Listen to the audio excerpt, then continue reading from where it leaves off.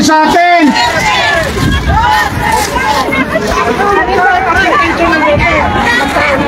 Okay. Alright guys. Dito ko lang muna ilagay. Sige po, kuya. Malapit na mag 2:30 PM. Tapos na ba yung letter D? Hindi pa? Yung letter U. Parang yung letter U mabilis. 2:31 na kayo. Yung number 3. Yung number 3 parang letter Z. Yung 0. Nawala. Nasa tubig. I know. Okay. Okay, sige, ganito guys. Ladies and gentlemen. Awak kamay na lang. Magsisimula na tayo. Mamaya na tayo mag-signage. Thank you. Let's go. Sorry about that. Palakpakan muna, palakpakan. Let's go. Okay, salamat sa airport. It's gonna create a lot of time to do that. Pero right now, we're here not to entertain to anyone. We are here to pray. At anong oras na? 2:32. 2:32, sama-sama tayo dito. Gibain na natin yan. Let's go here. Okay. Aawit na po tayo ng national anthem. Wala pong nakaupo. Hawakan ng mga flag. At magsisimula tayo sa panalangin. Sisimula tayo sa national anthem natin. Let's go. Lapit ko kayo, lapit.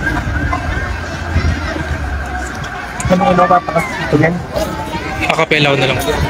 Akapela. Hint ko. Okay, lahat po ng mga bisdak sumigaw. Lahat ng taga Mindanao. Lahat ng taga Luzon. Visayas, Mindanao.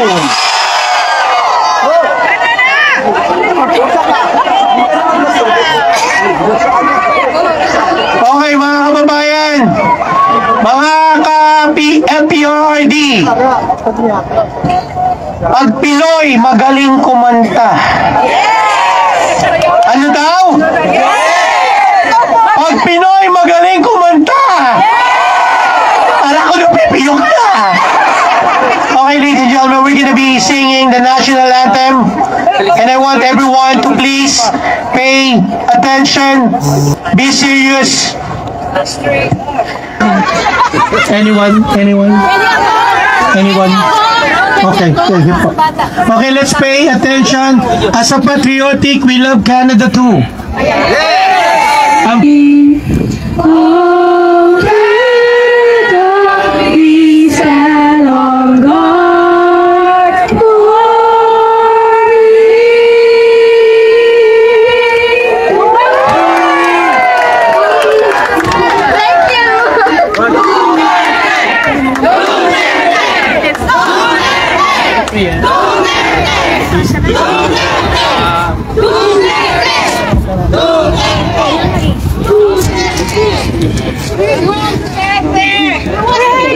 Bakit nag-plante? Hindi daw sinetap. Kami po, sinetap siya. Salamat! Taga na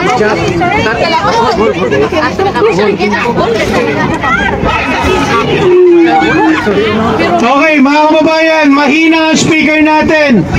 Hindi naman tayo sinabutahe kasi meron tayong DJ. Meron parating pa lang po. Pero this time, makakarinig tayo live ang tagapagtanggol ng Duterte. Isa po siyang lawyer. Are you ready to hear from him? Are you ready to hear from attorney? We will be praying. Don't get me wrong. We're gonna be praying. But before we pray, what to pray? Let's hear it from the scenario. Let's hear it from the current situation. Then we will pray later on. May mga Muslim na mananalangin. And we have Jewish prayer here also. Meron tayong dumating dito na may pundolyar sa Pilipinas. Mabuhay kayo na matagal. Mabuhay kayo na matagal! at ng masaya. Okay.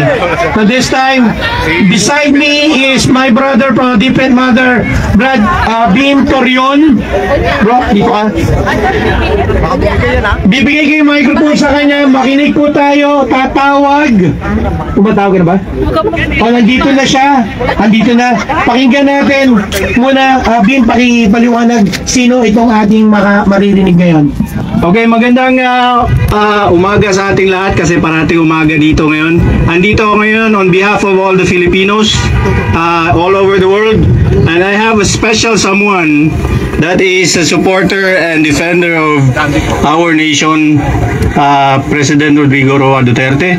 My cousin Bobe Torion, he's the attorney of I'll make him speak to you now, okay? Yeah, Bobe. Yes. Hello. Hello. Hi. Good morning, everyone. It's 2:41 a.m. here in the Philippines, and I am good that I am still studying, and I received a call from my good-looking cousin, Bim Torion, to address you guys, and I have no other recourse except to do it in order to inform you as to what is happening here in our country today. To the Muslims here who are present there, Assalamualaikum warahmatullahi wabarakatuh. What happened actually was that last Saturday, May nakakunikatang iba. sa kay Presidente Duterte, and nauna po ako sa kanya, and then March 9 ata yun, Sunday, nung nagkaroon ng pasasalamat kay Presidente Rodrigo Duterte. And the night before that, my other client, Senator Bato de la Rosa, called me and informed me frantically that he received verified reports that there is already a warrant of arrest issued against him and President Rodrigo Duterte, and he requested me to prepare a petition for certiorari.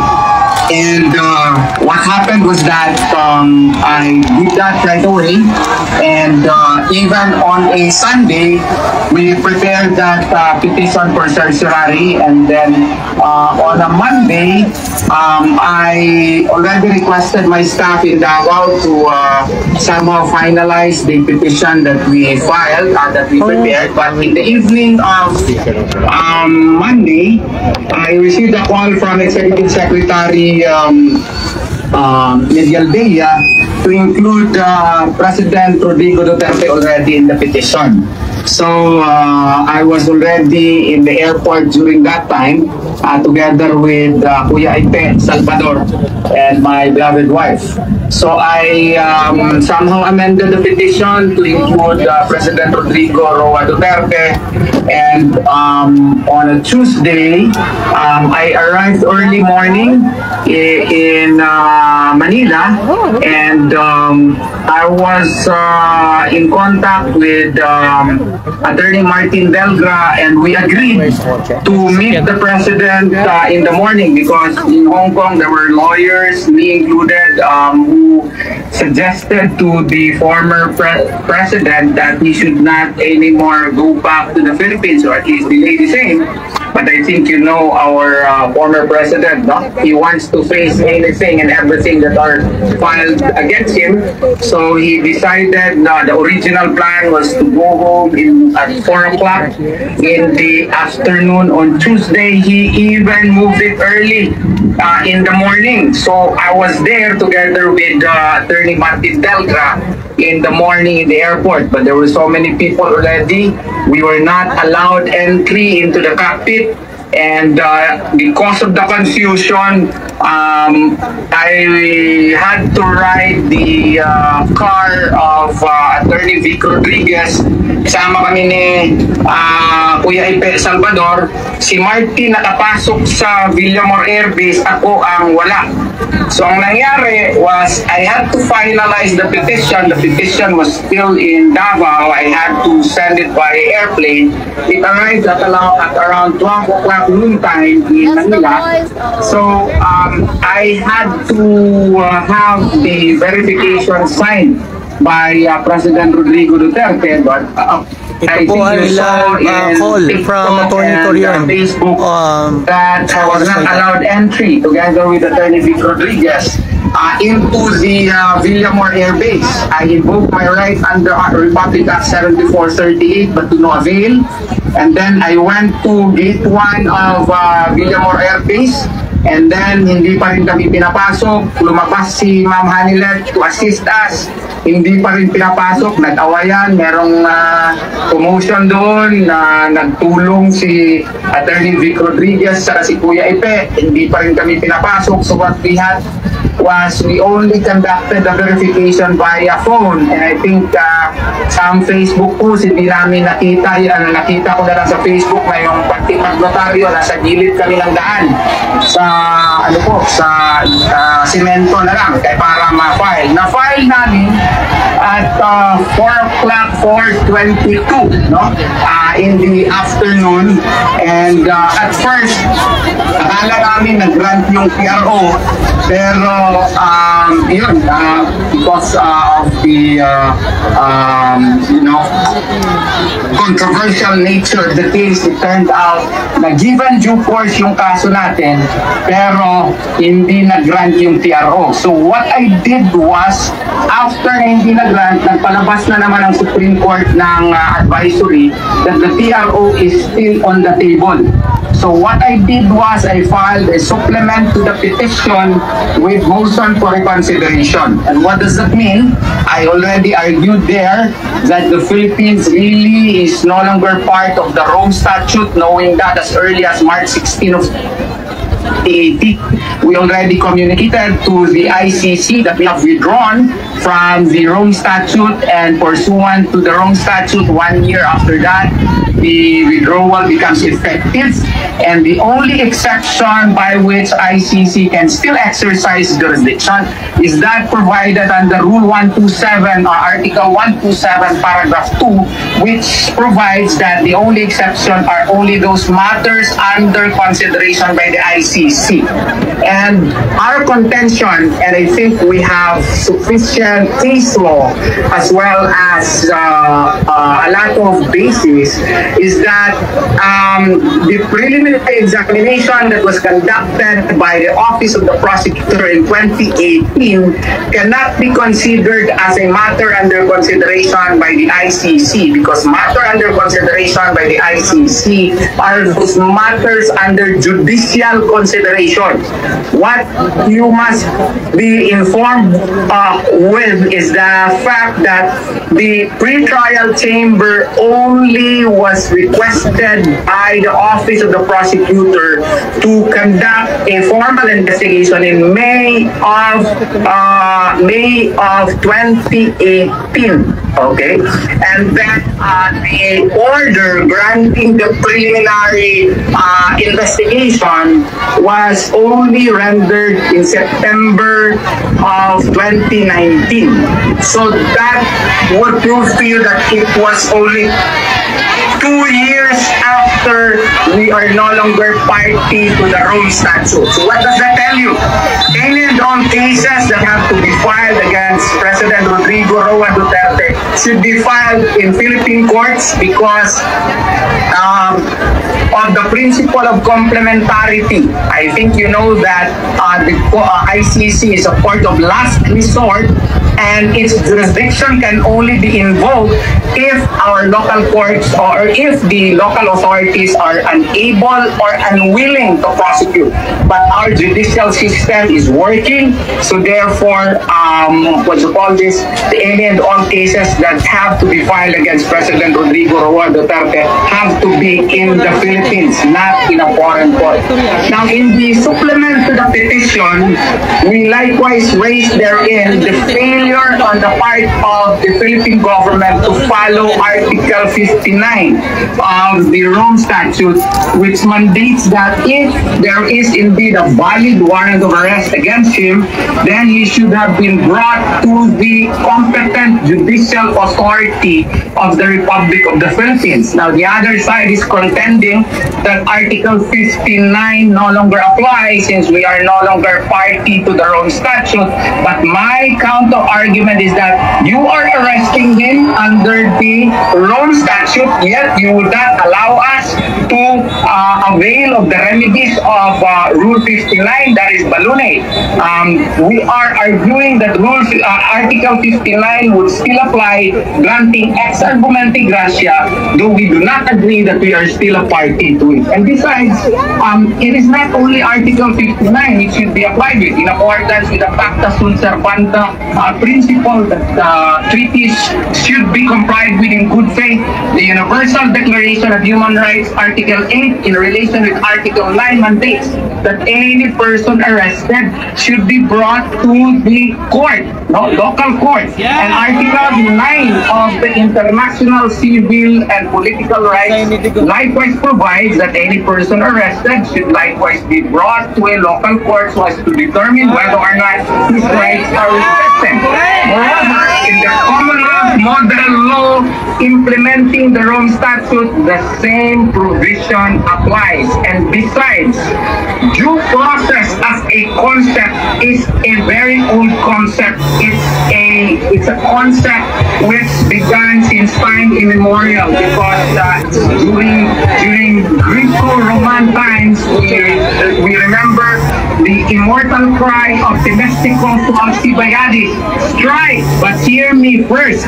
And this is a generally accepted principle of person who is arrested by any warrant or from any source.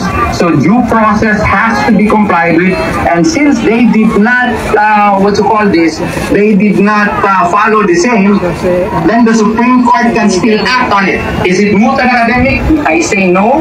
Why? Because the respondent officials can still be ordered by the Supreme Court to make the proper manifestations to the ICC that since they failed to follow Article 59, Article of the Rome Statute, Article 8 in relation to Article 9 of the UDSR, Article 9 of the ICCPR, and the Commonwealth Model Law, and the Due Process Clause of the 1987 Constitution, then Excuse me, what really are you? Omni? Omni? ICC, so that the jurisdiction of the Beethoven Costco. Oh, right here. we have things concerning this. Yes, we have things Sorry, concerning excuse me po, this. sir. If we read the famous case of prosecutor versus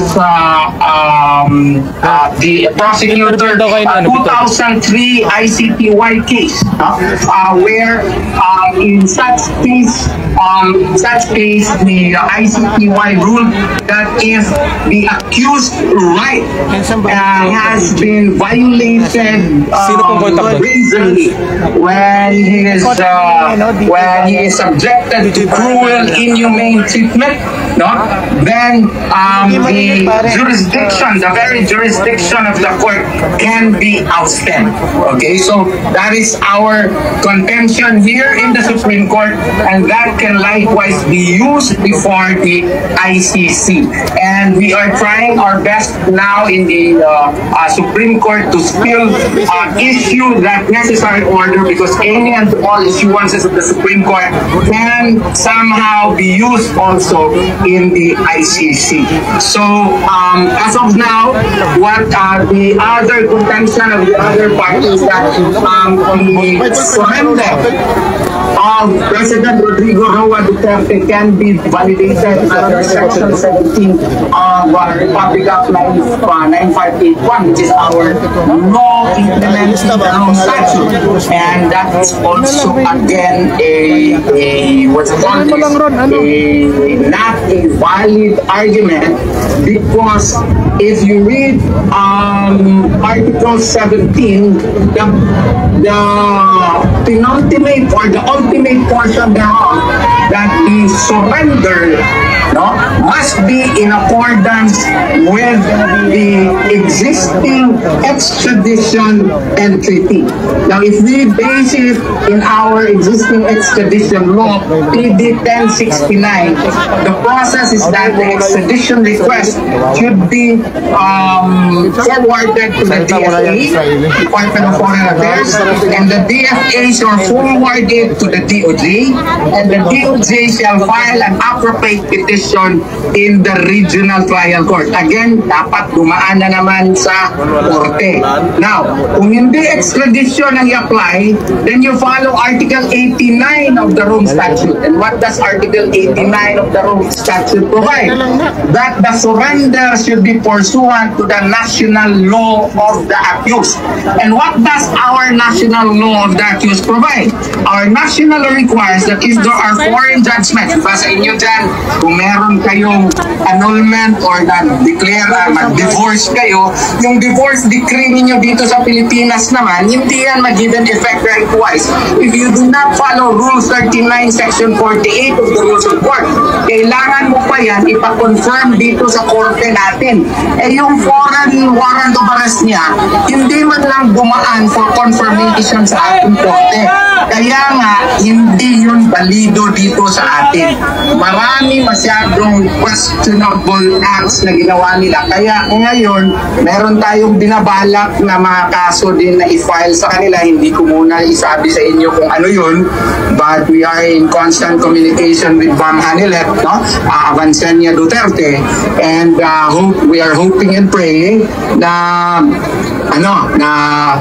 natapos ko na actually yung ibang witnesses na lang ang pupunan ko ng mga affidavits tomorrow inshallah, or a few hours from now, and I'm hoping and praying that our collaborating counsels likewise in the ICC, we got a very good lawyer, Nicholas Kaufman, in the ICC. Hindi kasi ako punta kaagad kasi prior to this incident, nag-apply na ako ng visa papuntang UK kasi yung school ko magsali as representative ng Asia Pacific sa Oxford University.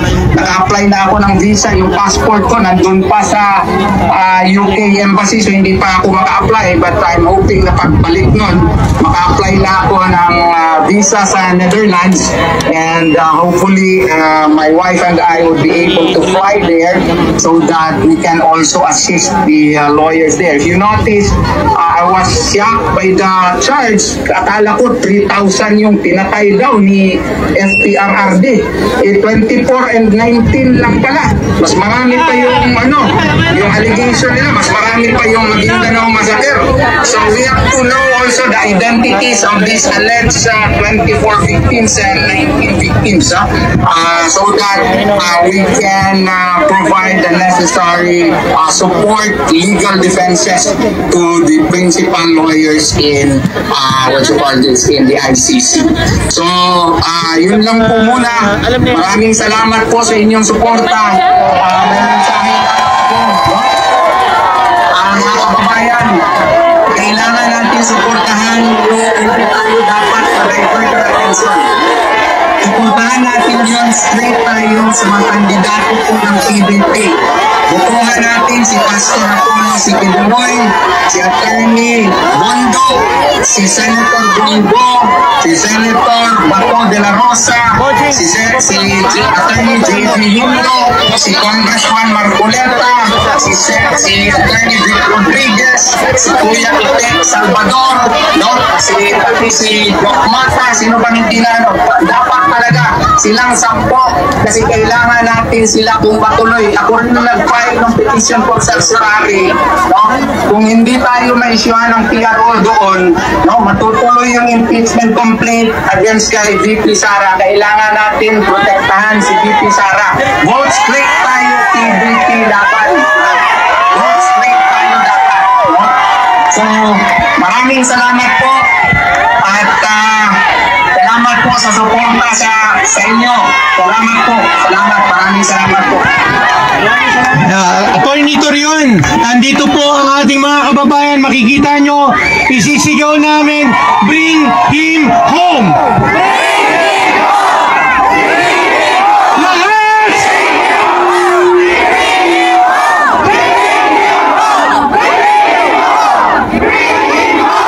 Andito po si Attorney Torion! Isigaw!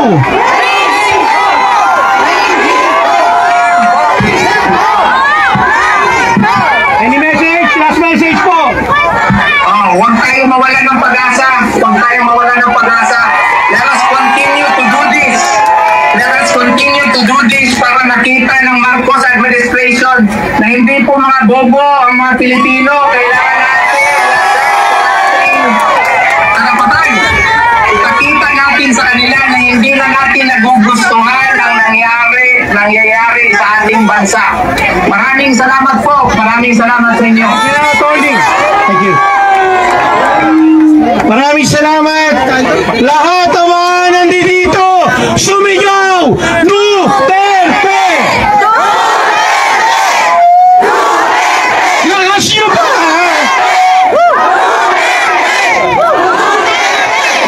Duterte!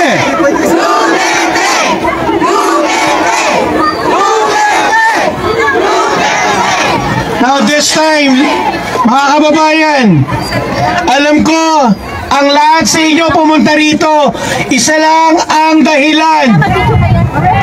Manalangin. Hello? Kanino tayo magsusumbong? Kanino tayo magsusumbong? Yung mga nasa likod, kanino magsusumbong? Hindi kay Tulpo. Magsumbong tayo sa Diyos ngayong araw na ito. Mabuhay ang Pilipino sa Ontario! Mabuhay ang nagpapadala ng pera! Mabuhay ang nagkukuskus, nagkakaskas, nagchikiskis! Sino ang maraming trabaho? Sino ang maraming kuskus? Nasaan ang mga caregiver?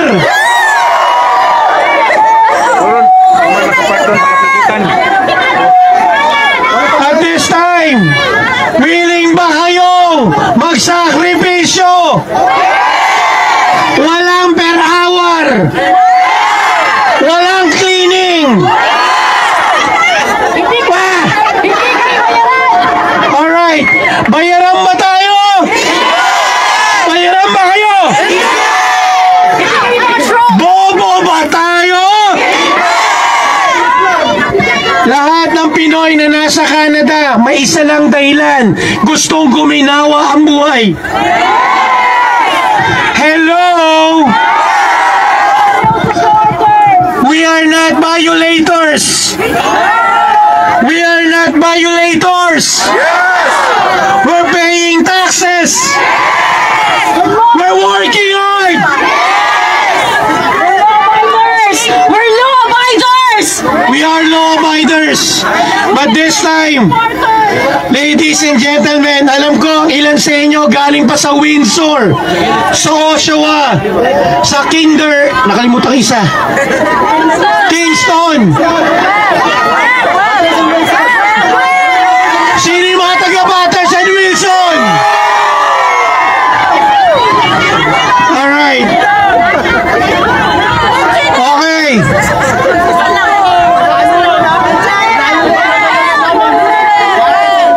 Alright. Ladies and gentlemen, mahal ba ninyo si Duterte? Listen. Sinungaling daw tayo Wait! Sinungaling daw ako! Ticket ko yan. Sinungaling daw ako! Sinungaling ka daw! Sinungaling daw kayo! Kung hindi nyo mahal si Lord. Hello? Kung mahal nyo ang Pilipinas, kung mahal nyo ang Pangulo, mahal nyo una si Lord. Question! Mahal nyo ba si Lord? Pwede ba tayong humingi sa Kanya?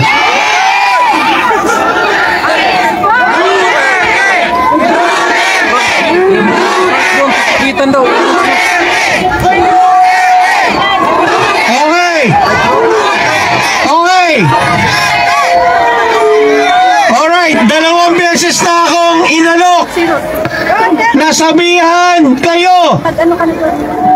Di lang kayo makarinig, kailangan may nakatagingin. No? Sana may mag-volunteer magtaas ang speaker. Okay, 2 beses na ako sinabihan. Kaya mong buhatin yan? Bigat pala. Mabigat yan. 2 beses na ako sinabihan. Na lahat ng nakapark doon titikitan. Okay lang ba?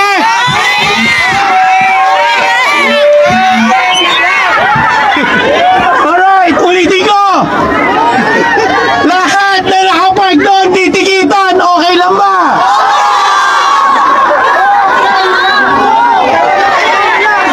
Okay. Okay, huwag niyo ako sigilin. Pag ako na penalty, tutulungan niyo ba ako?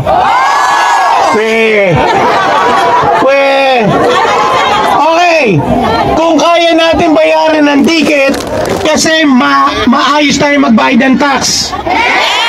Pero hindi ko ina-encourage kasi sayang din yun. Pambili din ng bigas yun. Pero kung okay lang sa inyo, matikitan, walang basagan ng... Alright, okay. So yung tumatang isa, Ron, matitikitan sila doon. Ron, matitikitan sila ron. Okay, maraming salamat, titikitan sila doon. Alright, maraming salamat. Again guys. $100. Oh, what? $100?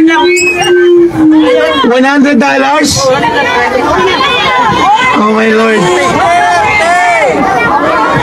Alright. Duterte!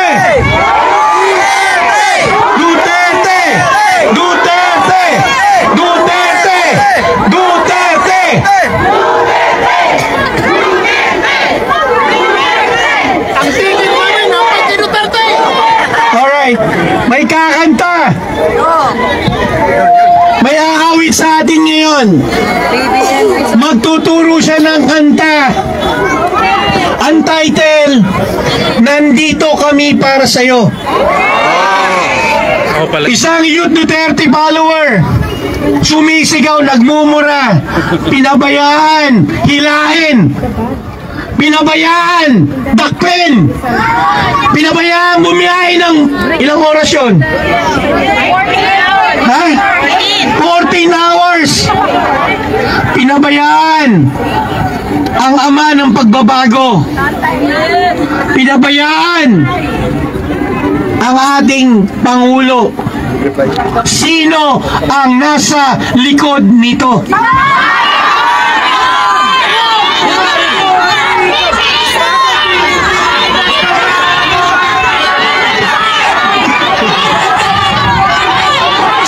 Okay, this time sabi ng Pangulo, relax lang, relax. Sabi mo sa katabi mo, relax. Titikitan ka. Alright, sino rito ang nagugutom na? Ayan, mas masagutom gutom na talaga. Okay, ladies and gentlemen, may libreng pagkain. Hindi ko lang alam kung kasya. Sino nagdala ng pagkain? Alright. Okay, may 2 lechon. Alright, golden lechon. doon. Anyway, mamaya, bibigyan pa na may pagkain doon. Lahat na may nagdala ng pagkain, i-share natin ito sa katabi natin. Okay ba? Okay ba? Alright. Are you enjoying this one? Alright. This time, dahil sineset up pa ang malaking sound system, hindi ko alam kung maririnig nyo siya. Yung mga nandito maririnig, pero yung bandang dulo hindi. Alright? So this time, I'm gonna call in ibang lahi. Okay lang ba sa inyo yun? But he loves the Philippines. Mga kababayan ko, pakinggan natin, nag-Facebook message sa akin at sabi ron, I wanna share something to you, to the rally. Let's give it up, at uulan na. Let's give it up to Michael Dublin.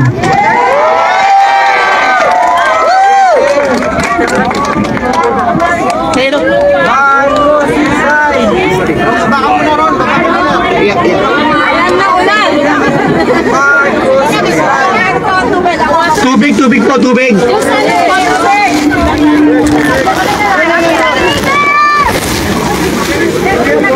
Ulan na naman.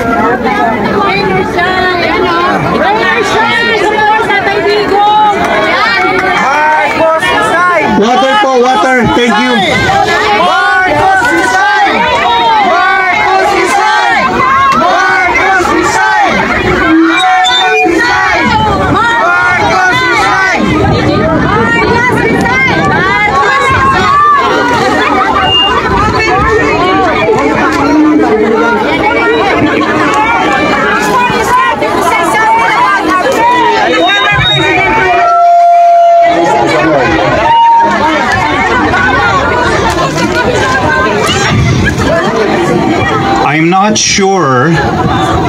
I'm not certain if I was introduced as a member of the Jewish community here in Toronto. But let me say that there is a very, very special relationship between the Jewish community and its Filipino brothers and sisters in the Philippines and around the world.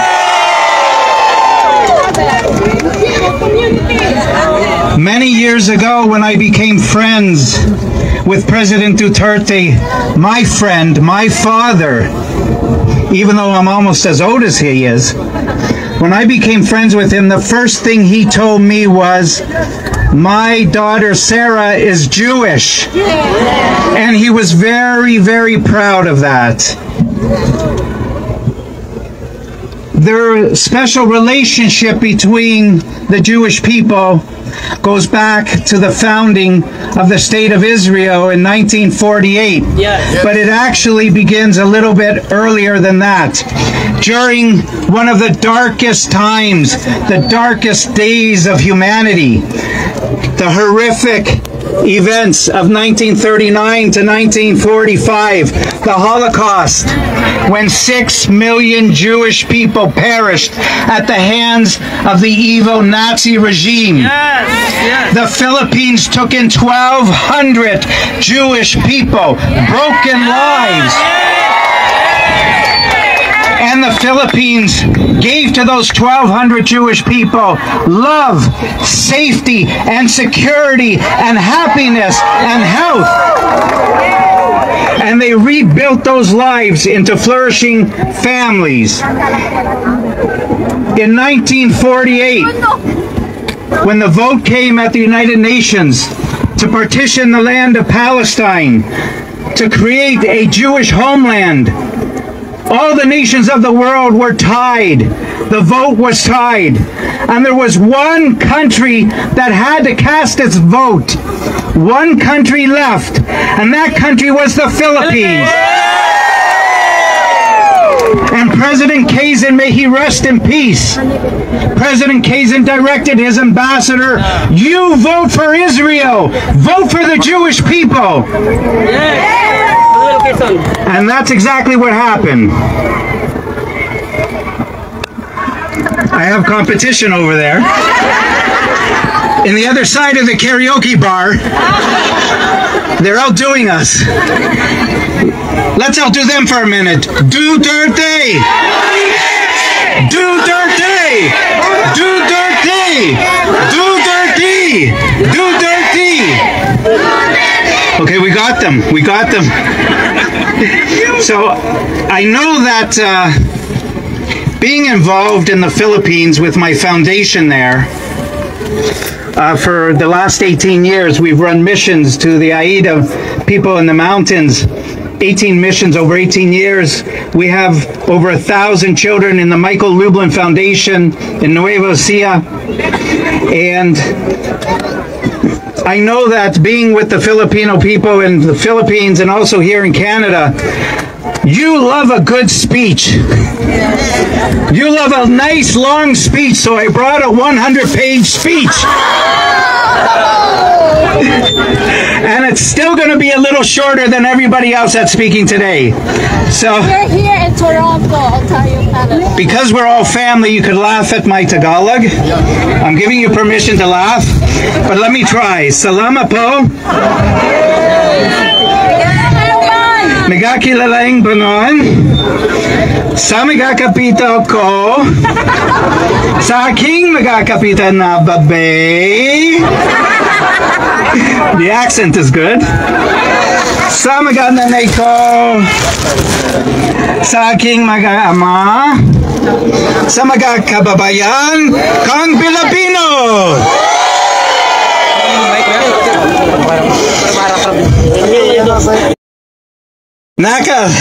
Napakasarap na.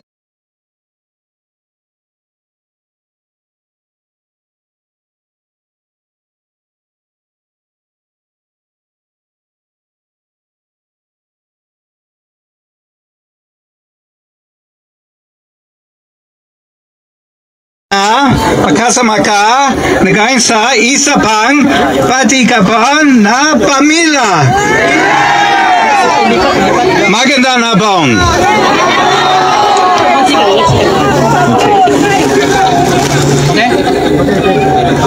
Microphone.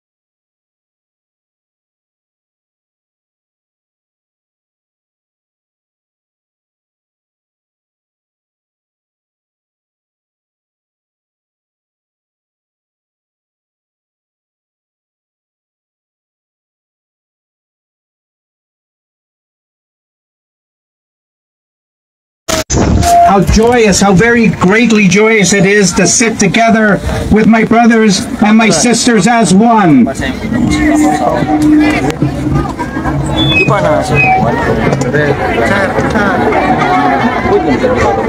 What about the prayer?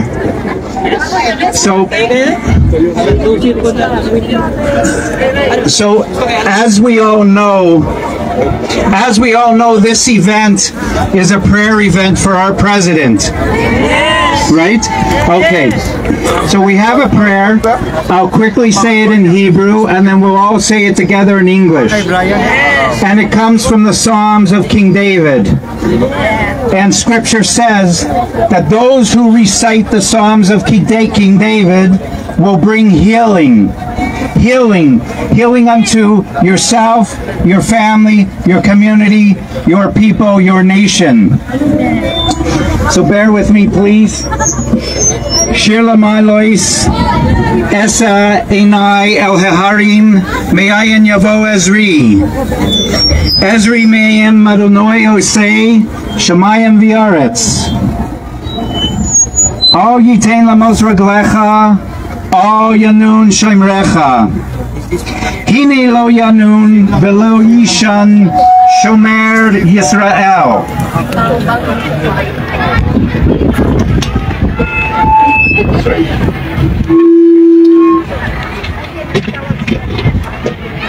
Adonai Shomrecha, Ye Hashem Tilcha, Oyad Yeminecha, Yoimam Hashemesh Lo Yekakeh, V'Yareach B'Layla. Adonai Yishmarecha Mikora, Yishmor Es Nafshecha. Adonai Yishmor Teisecha, Oivoyecha, Meyata V'Yad Oilam.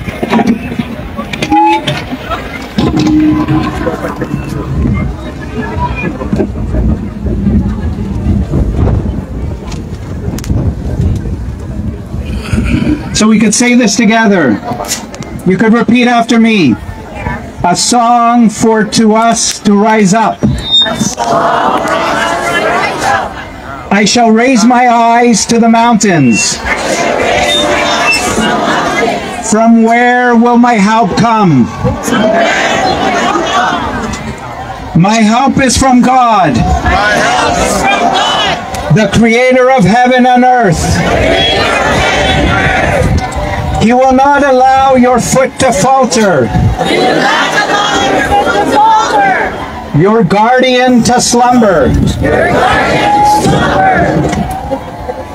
Behold the guardian of Israel and the guardian of the Philippines. Will neither sleep nor slumber. God is your guardian. God is your shadow. By your right hand. By day. The sun will not smite you. Nor will the moon at night. God will guard you from all evil. He will guard your soul. God will guard your going out. And your coming in. From now. And to eternity.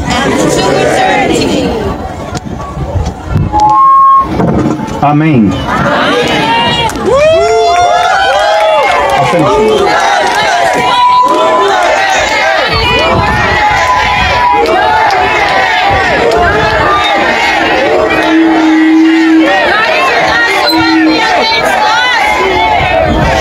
My friends, we gather here today in unity, in deep thought, and prayer, and in pain, and in anguish.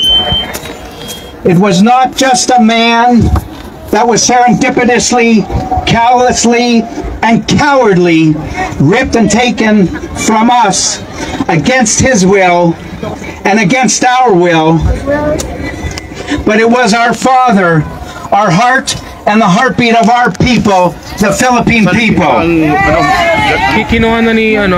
Taken against his will and against our will, stolen from us, stolen from his prized possessions, his loving family, and us, our entire family around the world.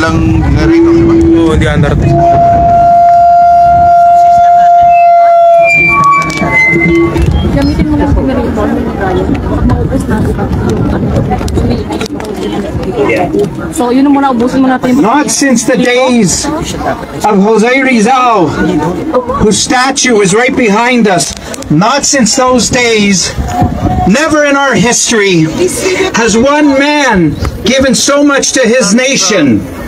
Never has one man looked up to the heavens and decreed that we too, we the Filipino people, we also will get to the mountaintop. We will also get to the promised land. Our history has not been a politically smooth one. Our economy was never great. Our resources never got off the ground.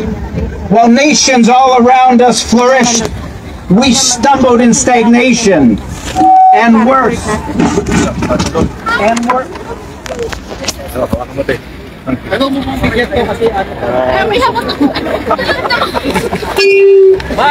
And worse, we accepted our fate to which the world heaped upon us as that of second-class people. Well, let me tell you today, we are no second-class citizens, no more. Never have been, we've never been, and we never will be. We are Filipinos, and we are resilient. In fact, when the rest of the world suffers, it has always been us Filipinos, who raises up the rest of the world. When countries cannot support their sick and their elderly and their dying, it is always us the Filipinos, who support them and hold them up.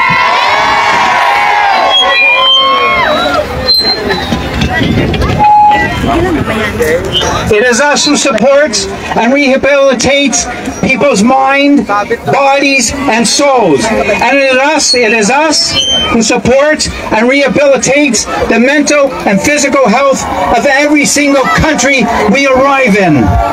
Yes.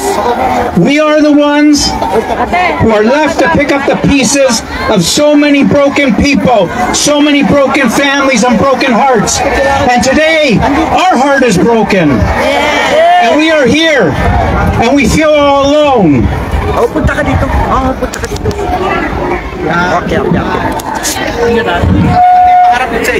Well, I'm here to tell you, you're not alone.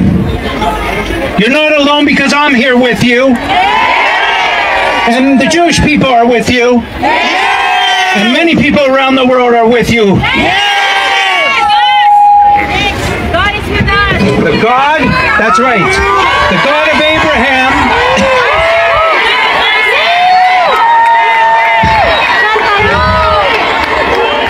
the God of Abraham, the God of Jesus is here with you. And we will be okay. Our Father, Rodrigo, our Father, not afraid of any man, not afraid to stand up to the negative powers that forever held us down, who so boldly told President Obama. Do you remember what he told President Obama? Say it with me. I'm a religious man, but say it with me. He told President Obama, fuck you!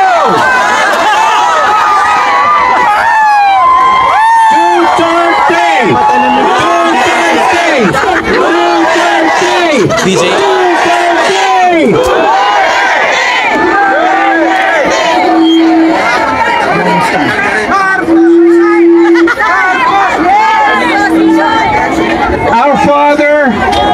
Our Father Rodrigo delivered to us the fastest growing economy in all of Asia during his reign as president.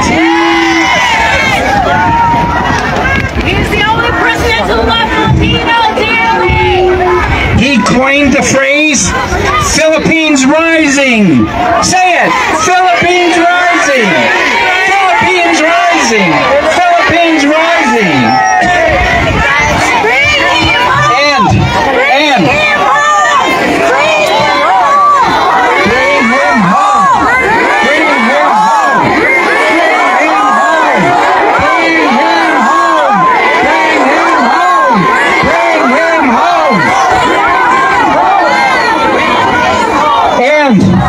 Listen to this.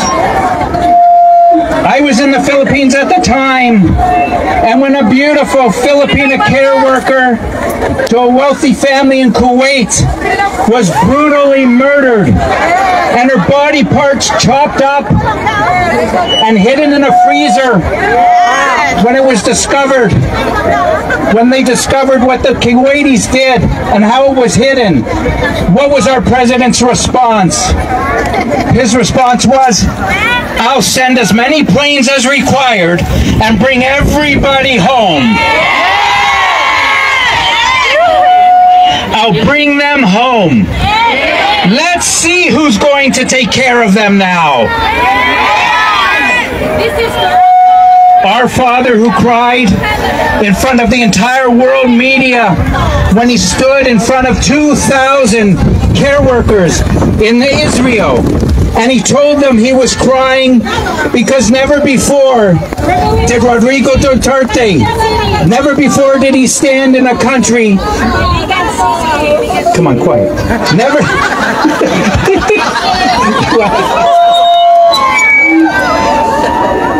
When Rodrigo was in Israel, he cried in front of the media and he said he was crying because never before did he stand in a country where his people were first-class citizens.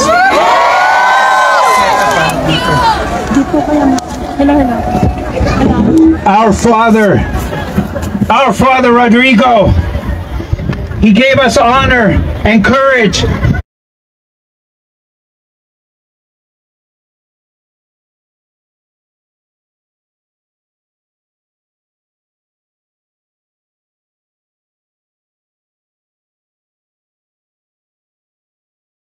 And pride. Our father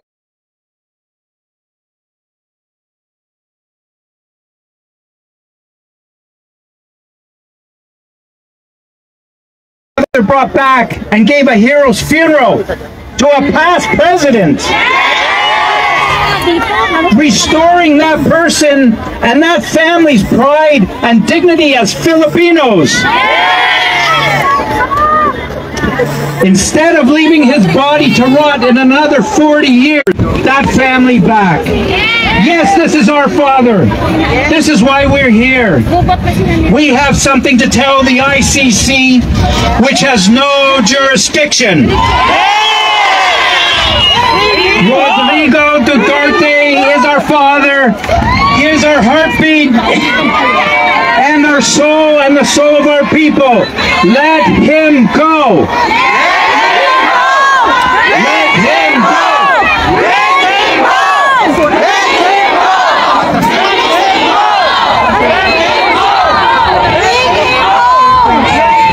On behalf of our president, who I love so dearly, on behalf of him, who's there for us, who has brought Filipinos a sense of unity and pride like they've never had before around the world, I say, and we all say, let my people go! Let my people go! Salamat po!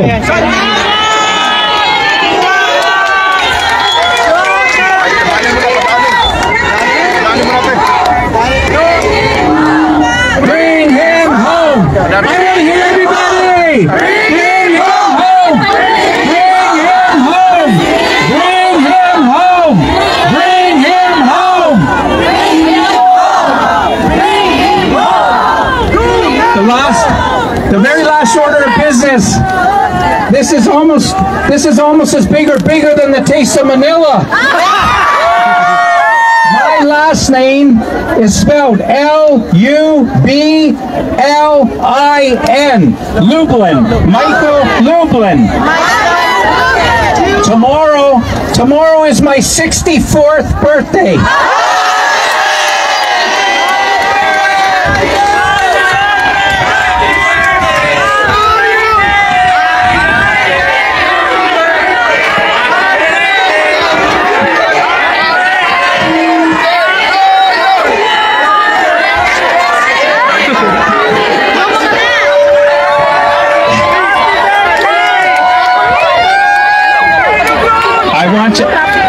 I want to go home tonight, and I want to spend the next 7 days confirming every single request for friendship on Facebook from everybody here. And in case you're too old for Facebook like me. You can find me on Instagram also. I love you. I love the Philippine people, and we all love the Philippines. God bless Rodrigo Duterte. Thank you. Thank you.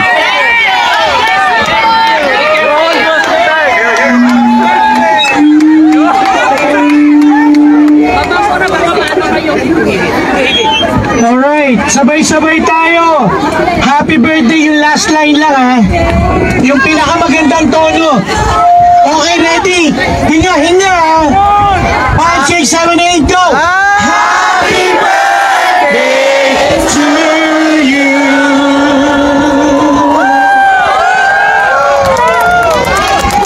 Duterte! Come on!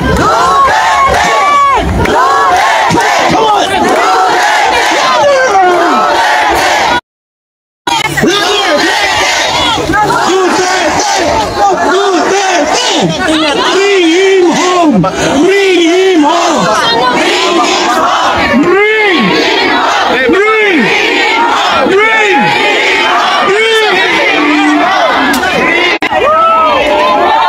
Alright, maraming salamat. Sino ang mga may birthday ngayon? Happy birthday! Alright, meron tayong handaan dito. May issue! May issue! Yung Uber hindi makapasok! Alright! Mga kababayan ko! Lahat na nagtatrabaho! Ngayong araw na ito para sa inyo to! Para niyo mga sarili nyo! Kolensik! Kolensik! Run! Itaas ang mga bandera!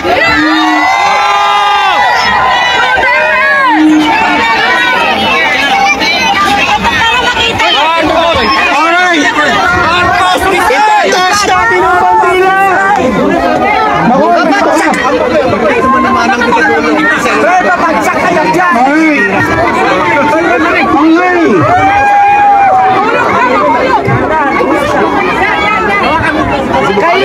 Sino ang mga Ilocano rito? Sumigaw ang mga Ilocano! Sumigaw ang mga Bisaya!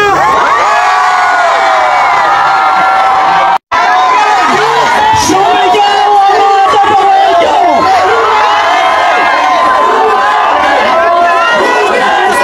Gusto niyo ba marinig si Duterte? Gusto niyo ba marinig si Duterte? May Duterte magsasalita ngayon all the way to the Philippines. Gusto niyo ba marinig?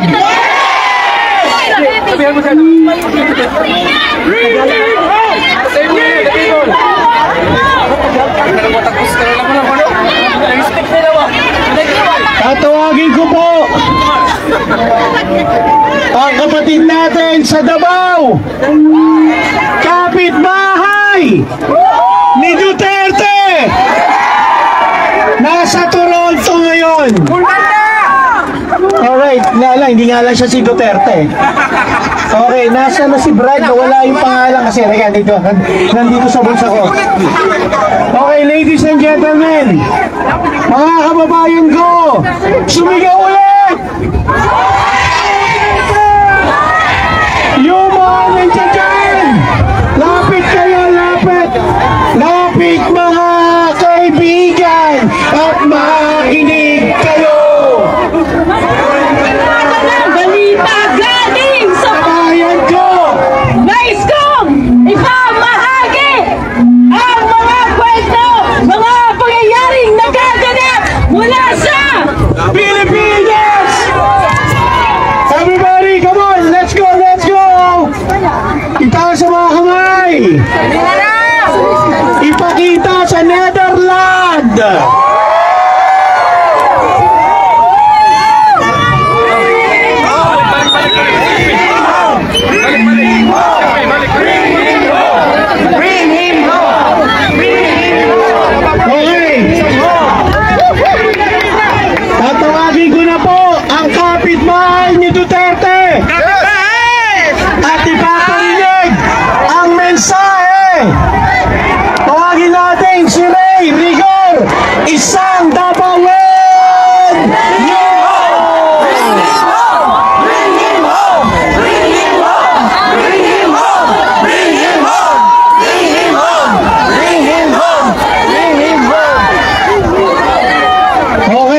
Ibaba natin ng konti ang mga plug natin na makita natin ang kapitbahay ni Duterte. Okay, eto live! Hindi fake news! Alright, hindi fake news! Let's go! Huwag mo apakan ito.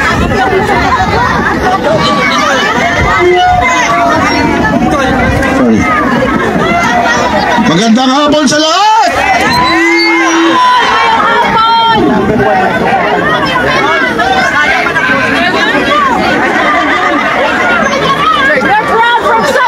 Una sa lahat, maraming salamat sa organizers.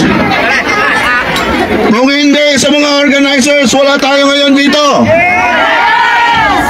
Maraming salamat mga Ilocano, Taga-Luzon, Visayas, Mindanao! Laban! Duterte! Duterte! Duterte! Duterte! Duterte!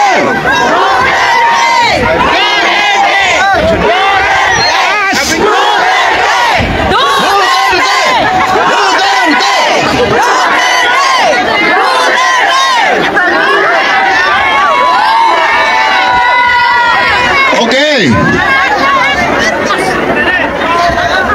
May ipaparinig ako sa inyo. Isang video short message from Pulong Duterte. It's a very short, emotional one. So, bear with him. Last night, pinadala niya ito alas 12 ng gabi. Hindi pa siya natutulog. Alam natin may pinagdadaanan yung tao. Itong message na ito, very short. Pasalamat sa mga tao. Alam ko, gusto nyo rin marinig si Sarah. But si Sarah is in the Netherlands right now. So busy siya. Okay? This message, although hindi ko na sana dapat marinig ang pangalan ko, pero minensyon niya, paumanhin. Kasi ako ang nag-asa kanya, at saka ako ang nag-inform na there will be a gathering here in Toronto. Salamat sa ating lahat.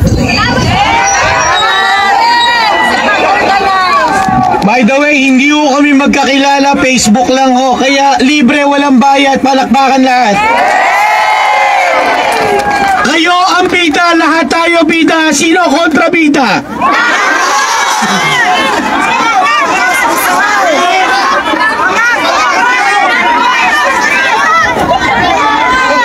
May nakita ako! Kamukha ni Sarah! Oh my Lord! Kala ko si Sarah na nandito! Oh, anyway guys, let's go.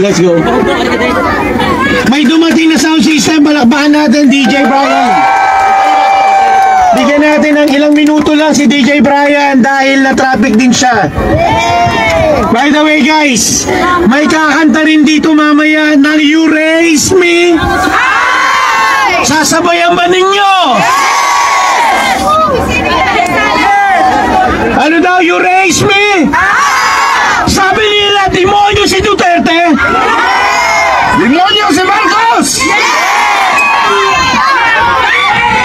Alright, demonyo talaga. Demonyo sa mga demonyo, magkikita sila sa impyerno. Ganon katapang ang ating Pangulo. Sumigaw! Duterte!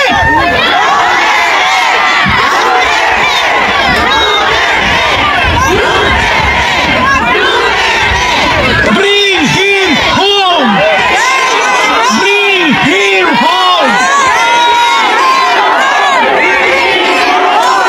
Bring him home! Bring him home! Bring him home!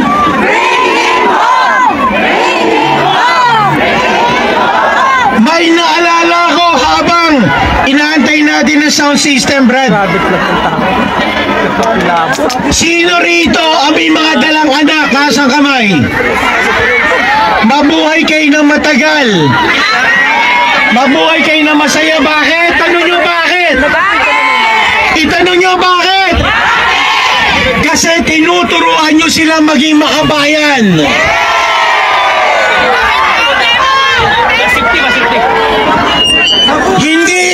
Hindi makasarili. May bayad ba kayo?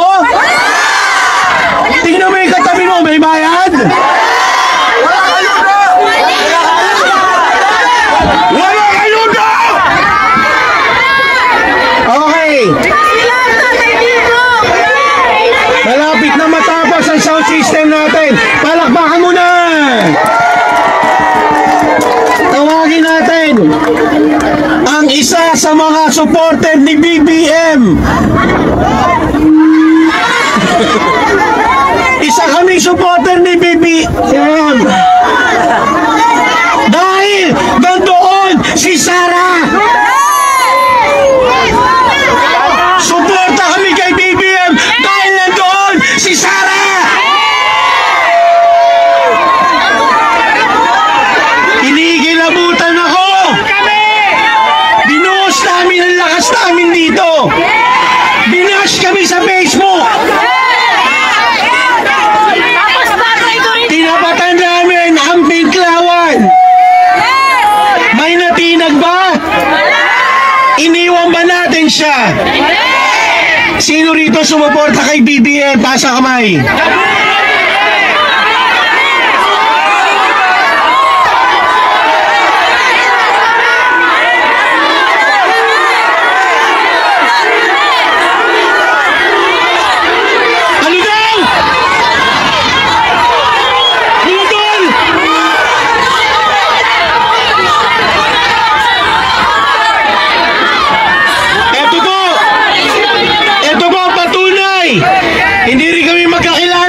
Facebook lang.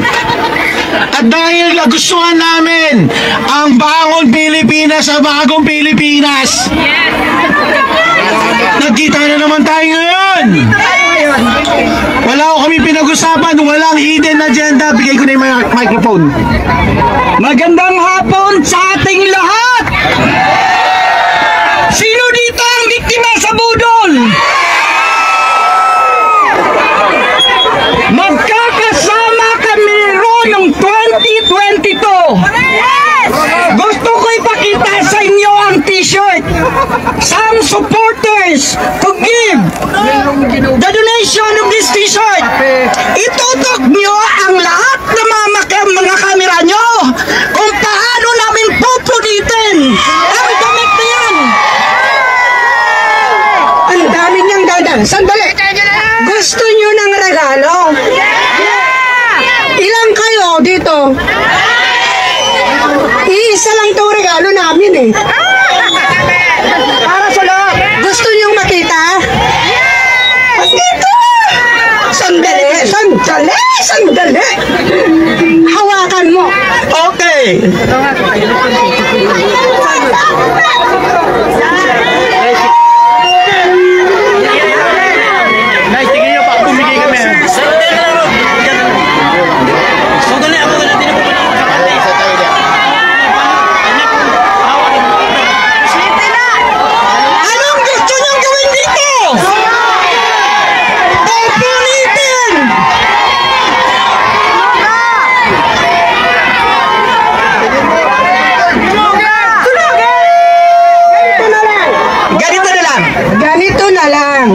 Kasi nag-divorce naman na sila.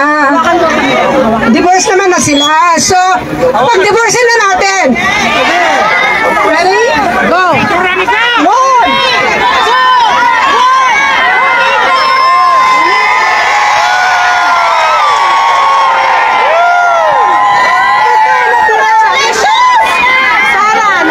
Ito ang susunugin natin. Salot sa Pilipinas. Now, kanina didiscuss ni Atty. Torion ang legal matters. Pero meron siyang isang nakalimutan na gusto kong i-share sa inyo kasi kanina nag-footnote ako kasi alam ko na kung si Ron nandito, hahatak inatake niya ako. Now, masakit sa loob ko na isang Pilipinong nag-aral sa batas, walang soberenya ang Pilipinas sa panahon ni BBM. The Interpol ang sagot nila para kay Tatay Digong. Ang dapat nahuli kay Tatay Digong hindi PNP, hindi kung sino man, kundi Representative PCTC, Philippine Center on Transitional Crime. Pero wala pa yung nakita sa eroplano na representative nila. Sino ang namuli kay Tatay Digong? Si Tory and Fajardo. Meron na tayong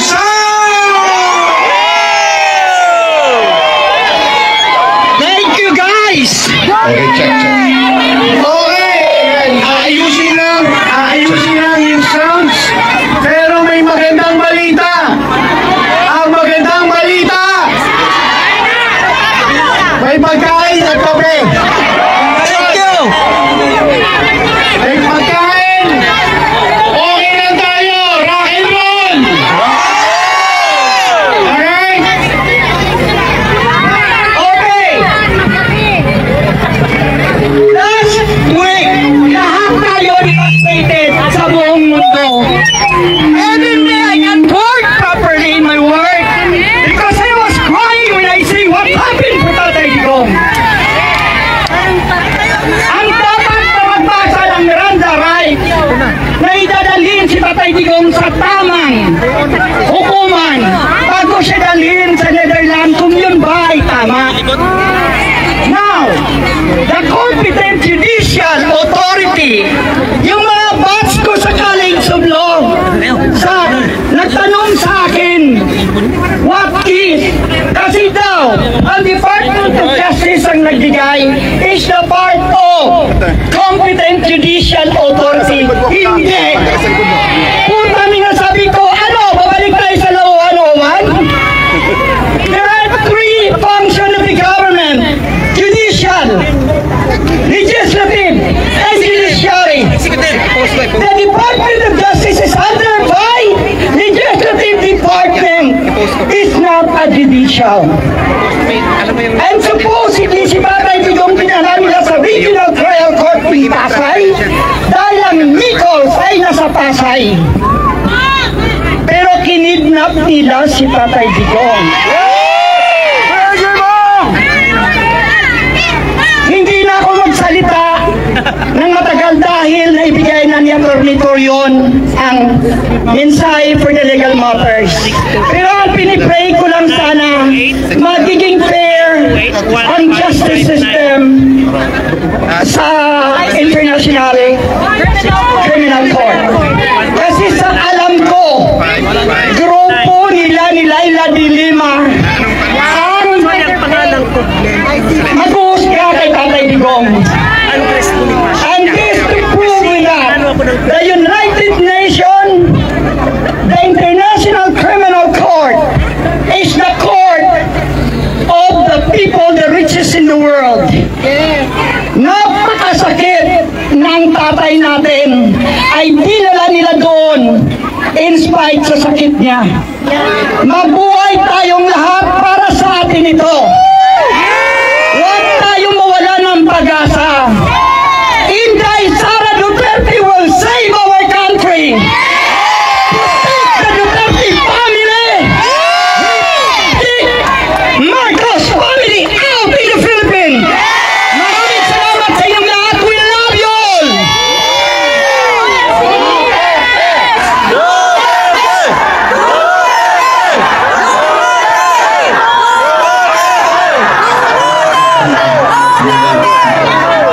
Thank you. Okay, mga kababayan. Ready na tayo sa video? Okay, I enjoin everyone to please keep silence para at least marinig ng lahat. Okay? Brad, ganito lang. Lahat na naka-live, naka-record, moment na to, history na to. pag history, recorded na tayo sa langit, sa lupa. And at the same time, yung oras nyo rito, hindi namin kayang palitan ng kahit na ano.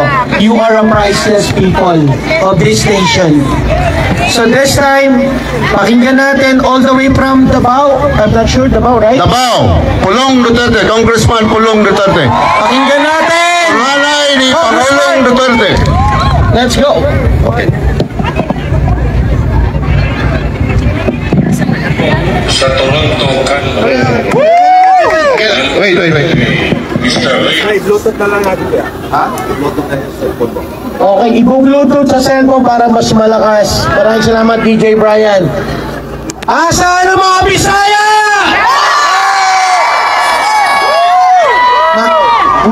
Makwento ko lang po. Nasaan ang mga Ilocano?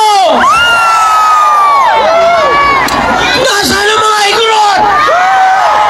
Sabi nila ang mga Igorot sa Toronto mayaman.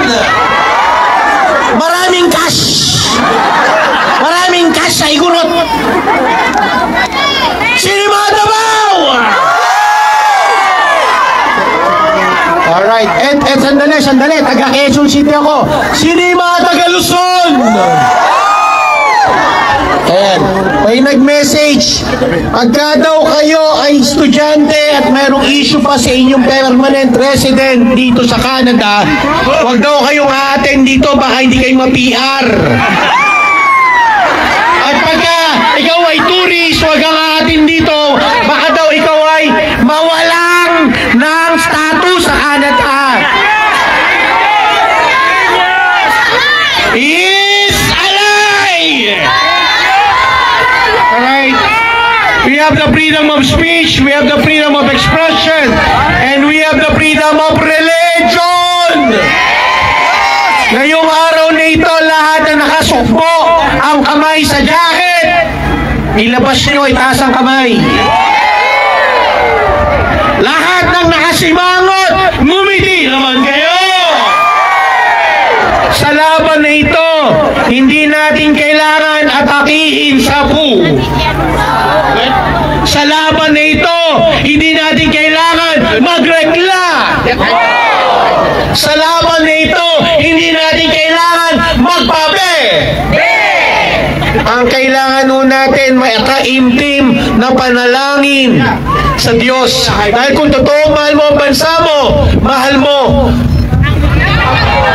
Kung totoo mahal mo ang bansa mo, mahal mo.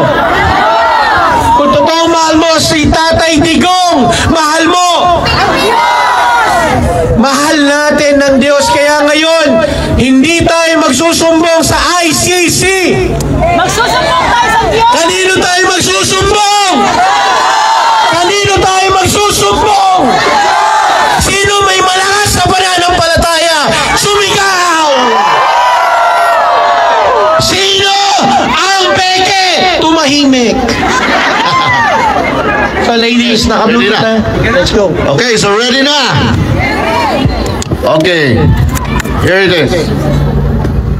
Sa mga kababayan ko po sa Toronto, Canada, lalo na kay Mr. Ray Rigor, maraming salamat po sa patuloy ninyong suporta sa tatay ko at sa pamilya namin.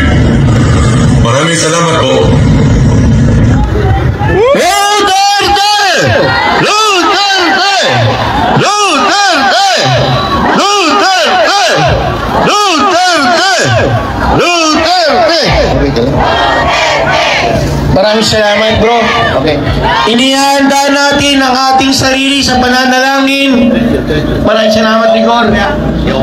Bago ko pakyatin ang susunod na magbibigay ng encouragement and motivation, isa din ho siya sa dahilan kung bakit merong Jose Rizal sa likod ko. Ladies and gentlemen, ibigay natin na may clip. Let's just pay respect. And at the same time, kasama ho natin ito noong 2016 sa laban ng Duterte.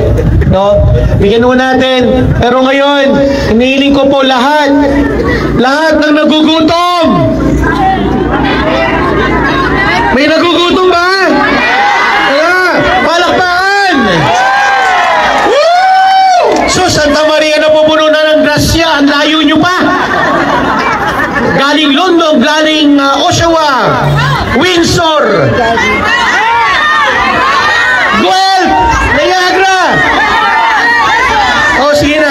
sige na. Ladies and gentlemen, paakitin natin sa entablado natin, Doc Chito Colyantes.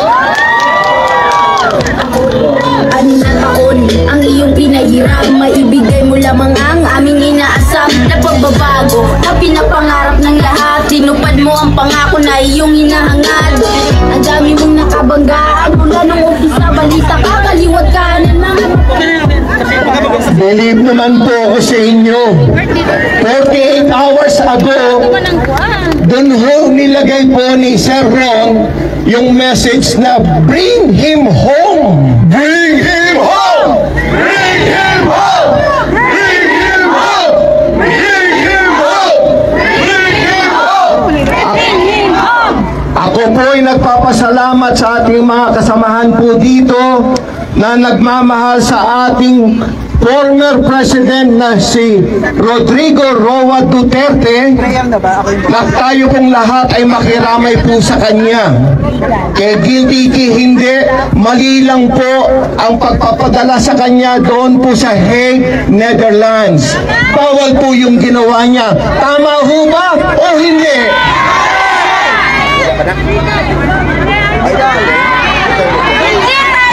Mali ang pagpapadala. Ang sabi po ng mga analyst, mga political analyst, siya po ay kinidnap. Ladies and gentlemen, tamang-tama ho itong lugar na ito na dito po tayo nagtipon-tipon para bigyan po ng panalangin at prayer po ang ating minamahal na Pangulong Duterte, sapagkat tayo po ay nasa tabi ni Dr. Jose Rizal, ang ating bayani ng Pilipinas. Alam nyo ho, kami ho mga Knights of Rizal, tinayo ho namin yan way back 1997 in preparation ho do sa 100 year na kalayaan ng Pilipinas noong 1998. Palakpakan naman po kayo. Ladies and gentlemen, ito pong sila Sir Ron, mga guardian sila Alae, mga kasamaan ho natin yan. Ang kanila pong layunin ay protektahan at bigyan ng tulong ang ating mga kababayan. Yan po ang mga political wisdom po ng mga guardians. Ako po isa sa mga kasamahan nila. Ladies and gentlemen, pinapunta po ako dito ni Sir Ron in 1 minute notice, at saka po ni Cecilia si Darcel, at saka po ni Jang, at saka po nung ating kaibigan na si Beethoven. Palakpakan po naman natin sila. I think they deserve that recognition. Mas malakas sa palakpakan po. At lahat po kayo sumama po sa akin na iisa lang po ang Creator, iisa lang po ang gumawa ng heaven and earth, at ayan po ay ang ating Almighty God na Jesus Christ. Amen. Siya po ang #1 creator ng mundo. Gumawa ho siya ng araw, ng sun. Hindi ho tayo sasaktan ng sun, hindi tayo sasaktan ng moon. Siya po ang unang-unang makakatulong sa atin at sa lahat ng ating buhay. Bawat minuto, siya po ang tutulong sa atin ng agad-agad. Palakpakan po natin at humingi tayo ng tulong sa Diyos. Let us pray together. Yun ho sa creator ng Kings of Kings, yung ating creator. Siya po ang ating unang-unang hingi ng tulong, na sana po ang ating Pangulong Rodrigo Roa Duterte ay makabalik sa Pilipinas ng mapayapa, sapagkat wala naman hong kaso eh. Hindi naman siya nakasuhan. Hindi naman ho siya na-try doon sa Philippines. Dapat ho ang justisya o yung Justice Department ho ng Philippines ang nag-try sa kanya. Wala namang kaso eh. Kasuhan nyo and then pakulong natin kung totoo. Kung hindi naman, pakawalan nyo. Bring him home! Bring him home! Bring him home! Bring him home! Maraming salamat po. Manalangin po tayo sa Diyos na bigyan po ng kalayaan ng ating Pangulong Duterte. Mabuhay si Duterte!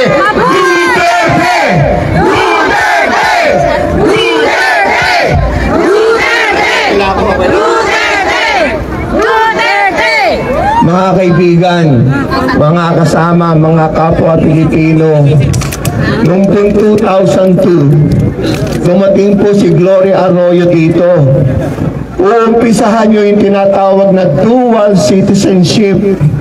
Ako po yung naging spokesman ng lahat ng Pilipino ho dito sa Canada. Nilipad ho nila ako doon ho sa Ottawa. Kasama ko po yung si Premier Jean Chrétien. Andun ho lahat ng dyaryo, newspaper, TV. Tinanong ho ko in public. Pagkatas immigration ako since 1992, wala pang law, wala pa ho yung RICC, buhay na ho kami. Tinanong ho ko ni Gloria Macapagal Arroyo at saka ni former Prime Minister Jean Chrétien kung ano ibig sabihin ng dual citizenship. Yung ba magkaroon ka rin ng passport sa Philippines, makabili ka ng lupa mo, kahit lupa, makabalik tayo, makapagano tayo doon, ganun din. At the same time, nakukuha natin yung benefits dito sa Canada. Impronto po yung tanong sa akin. Wala ho akong ginabasa, wala ho akong iniisip na iba, kundi makita lang yung ating presidente si Gloria Macapagal Arroyo.